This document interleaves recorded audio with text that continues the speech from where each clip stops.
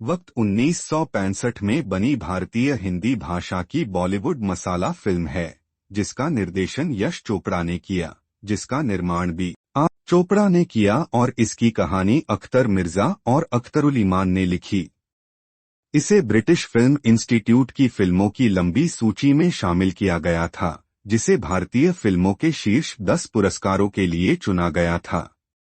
28 जुलाई 1965 को भारत में रिलीज हुई इस फिल्म में सुनील दत्त, राजकुमार, शशि कपूर, साधना शिवदासानी, शर्मिला टैगोर, बलराज साहनी, अचला सचदेव, रहमान और मदन पुरी जैसे कलाकारों ने काम किया था।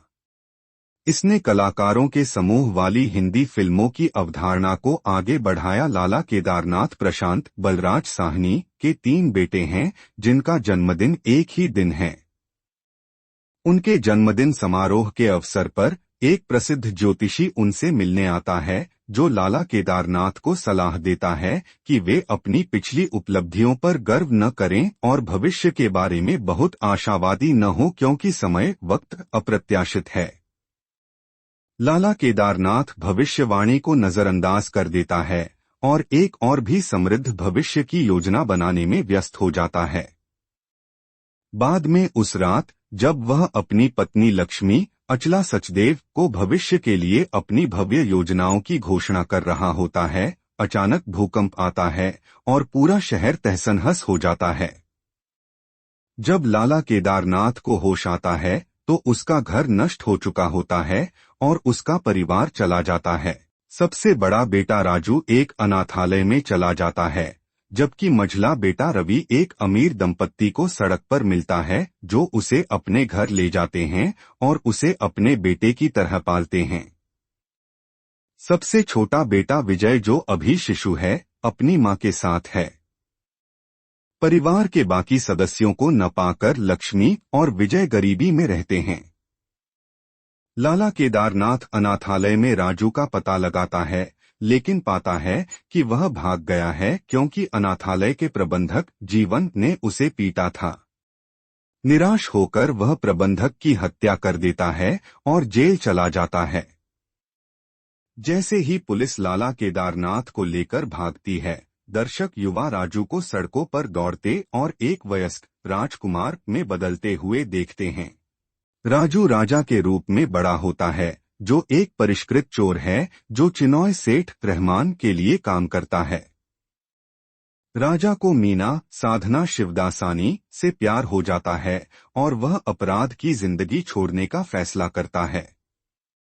उसे निराशा होती है जब उसे पता चलता है कि मीना रवि सुनील दत्त से शादी करने का इरादा रखती है, जो उसका पारिवारिक मित्र है। सगाई से एक रात पहले वह रवि को मारने का फैसला करता है, लेकिन उसे पता चलता है कि रवि उसका बहुत पहले खोया हुआ भाई है। इससे पहले कि वह रवि से उसके माता पिता के बारे में पूछ सके, मीना के माता पिता यह पता लगाने के बाद सगाई तोड़ने का फैसला करते हैं कि रवि के माता पिता और धर्म अज्ञात हैं। दिल टूटा हुआ रवि अपनी पालक बहन रेणु शर्मिला टैगोर के साथ बहस के बाद घर छोड़ देता है। विजय शशि कपूर के साथ उसके प्रेम संबंध पर आपत्ति जताता है, जो चिनॉय सेठ के लिए ड्राइवर के रूप में काम करता है। रेणु को विजय से उनके कॉलेज के दिनों से ही प्यार हो गया था, लेकिन विजय बीए की डिग्री होने के बावजूद मुंबई में कोई उपयुक्त नौकरी नहीं पा सका। लक्ष्मी को पेट के कैंसर का पता चला है। उसके इलाज के खर्चों का भुगतान करने के लिए विजय के पास ड्राइवर के रूप में काम करने के अलावा कोई दूसरा विकल्प नहीं है। राजा को रवि की समस्या के बारे में पता चलता है और वह चिन्नॉय सेठ द्वारा आयोजित एक पार्टी में उनके रिश्ते के बारे में सच्चाई बताने का फैसला करता है। हालांकि चिन्नॉय सेठ का कर्मचारी बलबीर सिंह मदनपुरी पार्टी में नशे में मीना के साथ दुर्व्यवहार करता है और राजा उसके साथ मारपीट करता है। बाद में उस रात नशे में धुत बलबीर चिन्नॉय सेठ से झगड़ा करता है और आत्मरक्षा में चिन्नॉय सेठ बलबीर पर अपने खंजर से जानलेवा वार कर देता है। अपने अपराध को छिपाने के लिए वह राजा को फंसाने का फैसला करता है और शव को राजा के घर ले जाता है और उसे अपनी अलमारी में छिपा देता है। विजय यह सब देख लेता है, लेकिन अपनी मां के इलाज के लिए पैसे देने का वादा करके चुप हो जाता है।